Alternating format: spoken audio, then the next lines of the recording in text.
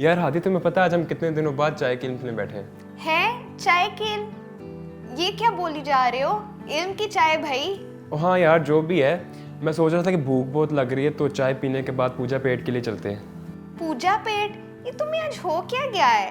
पूजा पेट नहीं, पेट पूजा होता है। ओए हाँ यार, वो जब से मैंने सुना ना बिलावल का वो जो कहता है काम पे टांग जाती हैं उसके बाद मेरा भी दिल किया कि मैं भी इस तरह के बोलूं, लेकिन अब मैं अगर ना भी बोलना चाहूँ ना तो मेरे मुंह से वो अल्फाज निकल जाते हैं। अच्छा, तुम्हें एक मजे की बात बताऊं, ये काम पे क्यों टांग जाती हैं? इसकी भी कोई रीजन है? हाँ बिल्कुल, इसकी रीजन है और इसके ये एक नफ्सियाती रीजन है।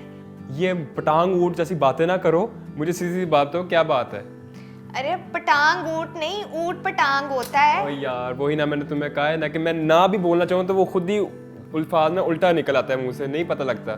तो गौर से सुनना कि ऐसे अल्फाज इंसान कैसे बोल जाता है, उसकी जुबान कैसे फिसल जाती है। हाँ हाँ भाई, तुम जरूर बताओ। देखो, जिस तरह पिछले दिनों बिलावल भुट्टो के मुंह से फिसल गई बात कांपे टांग जाती हैं और सोशल मीडिया पर काफ़ी इसको ट्रोल किया गया, हुकूमती पार्टियों में भी काफ़ी उसका मजाक उड़ाया गया। ये असल में किसी ना किसी के साथ होता है, ये उससे जानबूझकर नहीं किया, ये किसी ना किसी इंसान में ये मसला पाया जाता है। अगर हम में नहीं तो किसी और में ये मसला ज़रूर होगा। असल में होता ये है कि ज़ुबान के फिसल जाने की इस गलती को, जो तकरीबन हर आदमी से हो जाती है, नज़रअंदाज नहीं किया गया। असल में माहिरीन नफ्सियात का कहना है कि ज़ुबान का फिसल जाना बोलने की एक गलती है जिसमें अल्फाज का तलफ़ुज़ ठीक से अदा नहीं होता। ये अल्फाज बोलते हुए गैर इरादी तौर पर फंस जाते हैं और समझने वाले को पता नहीं चलता कि बोलने वाला क्या कह रहा है। मारूफ नफ्सियातदान सिगमंड फ्राइड का मानना है कि ज़ुबान का फिसलना उन सच्चाइयों की वजह से होता है जो हमारे लाशऊर में मौजूद होती हैं और आम गुफ्तगू करते हुए हमारी ज़ुबान से बेख्तियार अदा हो जाती हैं और अक्सर औकात दूसरे फ़र्द की ख्वाहिश ना होने पर भी अपने तरीक़ों से अदा करवा लेते हैं, जैसे जुर्म करने वालों से इंटरव्यू के दौरान सच उगलवाना वगैरह। सिगमंड फ्राइड का मफरूज़ा है कि जब लोग किसी बात को कहना ना चाहते हों मगर उनकी ज़ुबान से वो लफ्ज़ अदा हो जाए तो ये उस शख्स के दबाए गए वो ख़यालात हैं जो वो बताना नहीं चाह रहा होता।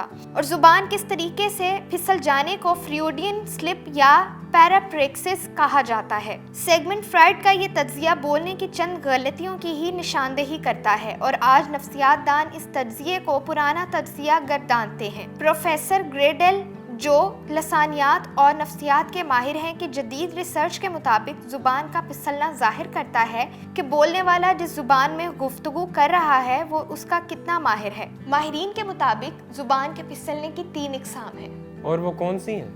आवाज़, मोर्फीम और आवाज़ की गलती वगैरह। आवाज़ की गलती उस वक्त पैदा होती है जब अल्फाज की आवाज़ एक दूसरे में मिक्स हो जाए, जैसे टांगें कांप रही हैं तो कांपें टांग रही हैं कहना। और आवाज़ की इस गलती को स्पूनरेजियम भी कहा जाता है। मोर्फीम एरर उस वक्त पैदा होता है जब बोलने वाला कोई लफ्ज़ बोलना चाहता हो लेकिन उसके मुंह से उस लफ्ज़ के मुतबादल कोई और लफ्ज़ निकल जाए, जैसे कोई कहना चाह रहा हो कि मैं कल लाहौर जाऊंगा और वो ये कह दे कि मैं कल लाहौर गया था। इसी तरह वर्ड एरर में लफ्ज़ किसी दूसरे लफ्ज़ से तब्दील हो जाता है, जैसे कोई कहना चाह रहा हो कि मैंने किताब बस्ते में रख दी है और वो गलती से ये कह दे कि मैंने बस्ता किताब में रख दिया है। ज़ुबान की इन गलतियों की एक और किस्म भी है जिसे एंटीसिपेशन एरर कहते हैं और इस गलती में हरूफ तहज्जी का कोई लफ्ज़ गलती से असल लफ्ज़ में शामिल हो जाता है।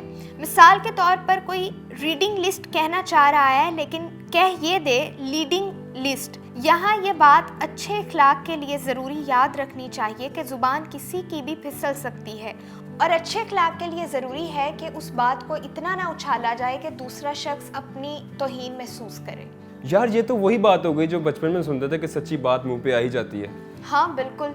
तो अब तो मैं अपने सारे दोस्तों में जाकर यही बताऊंगा कि यार इस तरह लोगों का मजाक नहीं उड़ाते, इस तरह एक दिन मुंह पे आ ही जाती है बात। ये हर किसी का मामला होता है, हर किसी के साथ होता है। वेरी गुड, इसी बात पे हो जाए चाय की इल्म। ओ हादिया, तुम भी चाय की इल्म? ओ सॉरी, आई मीन इल्म की चाय, क्योंकि जहाँ होगी इल्म की बात वहीं होगी इल्म की चाय।